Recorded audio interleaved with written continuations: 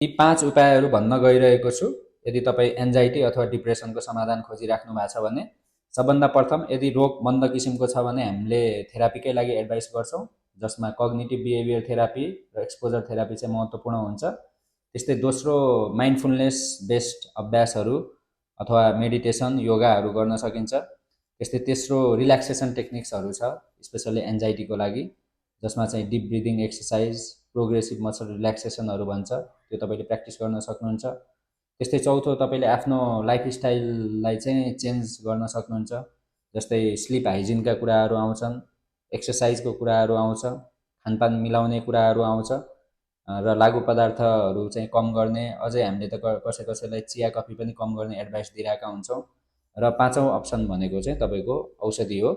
जति तपाईँलाई कडा किसिमको लक्षणहरू छ त्यति नै तपाईँलाई औषधिमा रेस्पोन्स आउने सम्भावना बढी हुन्छ र कसैलाई आवश्यकता अनुसार हामीले यी 5 वटा उपायहरू चाहिँ कम्बाइन्ड रूपमा पनि युज गर्न मिल्छ।